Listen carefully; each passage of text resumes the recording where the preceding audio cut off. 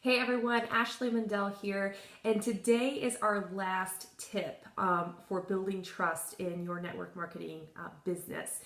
And what our topic is today is how do you handle no's? And what I mean by that is we've just spent the last 10 days talking about relationship building and building trust with others so that we can get more people excited about getting involved in our opportunity. So it can be a huge letdown once you take the time to build trust and get to know people. You work through the process to the point that you invite them to try the product or the opportunity, and then they tell you no. So then what do? So I'm going to share with you a couple of things that you need to keep in mind and a couple tips to kind of help you move the needle with that as well. So the first thing is, so you finally got to the point where you sent somebody an invite and they didn't respond to your message. So here it's very important of how you hold your posture during this time period, because if people feel like you are needing them to be successful in this business, like you are dependent on how they respond of how you're going to succeed, then that doesn't hold a very strong posture, because people won't see the true opportunity potential. So if you start hounding them with messages of, hey, did you see my invite? What do you think? Blah, blah, blah. Then you're going to seem too needy. Your goal during this time period is just to act normal.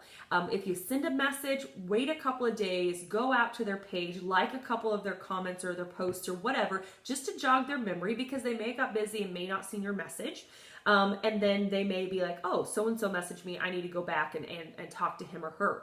You could send them a message a few days later and say, hey, didn't know if you saw my message the other day, know how those things get lost in the shuffle. Let me know if you're interested. If they don't respond or they don't say anything at all, then just let it be. Just keep building that relationship with them. And over time, they may reach back out to you about the opportunity when the time is right for them. So just be casual and cool in that time period. If you reach out to somebody and they straight up just tell you no, and you go through the whole process of you find out what their objections really are, and you make sure it's not something that they just needed help, seeing that it really was something that they could do, like the time or money situation, but they just flat out just said no to you, because that's going to happen. Not everybody, even though we think it's a great opportunity and everybody needs to be in network marketing because, it's going to help them, reach their goals and their dreams and all that stuff. Network marketing is not going to be for everybody, and we need to be okay with that, right? Some people just don't see that as something that they want in their life, and that's fine. So be professional. When somebody really, truly, legitly tells you no, then just say, okay, that's no big deal. Keep forming that relationship with them. Be professional, because they may come back to you down the road and say, hey, I know I said no to you then. I thought it more and I'm still really excited about it. Or they may send you referrals of people who they think would be good at it, as long as you remain professional, okay? If you start to notice that you're getting a lot of no's and no responses, like nobody's responding to anything, you did the work, you need to go back and ask yourself a few questions. Who are you inviting? Are you inviting like anybody and everybody? Like maybe they're people, like you go to their Facebook pages and they're not people that typically post at all, and you see a big trend with that, then you may be kind of reaching out to the wrong people. And not that you need to prejudge or rule out anyone, but if you're noticing huge trends in the people who aren't responding, you may need to look at that.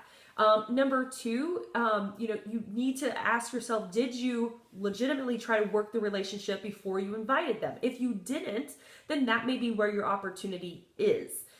Number three, look at your profile page and ask if you are giving something for people to truly be interested in. Or are you, let's say one day you're talking about what a great opportunity is and this is changing the lives for your family financially, blah, blah, blah. And tomorrow you make a post about how you hardly have any money to pay your bills, right? People are not going, they're going to see right through that and they're not going to be interested in the opportunity. So look at your page and ask, are you giving something for people to be interested in?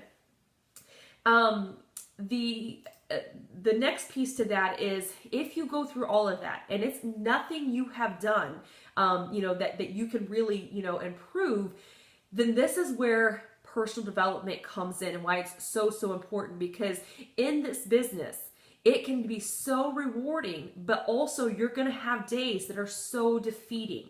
You're going to have so many no's and so many people giving you no responses at all that you're going to wonder how in the world you're ever going to make this work. But you got to keep believing and keep remembering why you're doing this in the first place, and trust that you're going to have, as long as you keep staying consistent with it and you keep doing all the right things that you've learned, it will all eventually come together over time.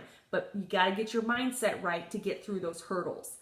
The last piece of advice I will give is I highly recommend getting an accountability partner, not your upline, but maybe somebody that's in your team, not somebody that's underneath of you, but somebody that's in your team, on your team. Maybe they're on another existing team within the company, somebody that you guys can hold each other accountable. You can do weekly calls and you can set goals with each other. You can bounce ideas off of each other. Having that accountability partner will really help take you leaps and bounds to really hit your goals, because when you say them out loud, you have someone to hold you accountable. It makes a huge difference. So your last action items today is add 10 people to your network. This is why it's so important. When you get all those no's and no responses, you need to keep adding people to your network that you can continue to get to know, okay? Number 2, connect with 10 people off of your master list. And if you've already went through everybody on that list again, you go right back through that list, right? Go until the point that you say, I'm either going to invite this person or I'm going to keep forming them. Number 3, if I didn't say it already, but read your personal development. And number 4, I want you to go back out to your Facebook page, and I want you to write down the number of Facebook friends that you now have, because about a week ago I asked you to write down your initial start, and you've probably, if you've been adding 10 people a day, that was 70 friend requests that went out. You should notice some improvement off that. I hope these tips have been helpful for you. If you have any other questions, please don't hesitate to reach out, and I'd be happy to help however I can. So take care. Talk to you soon. Bye.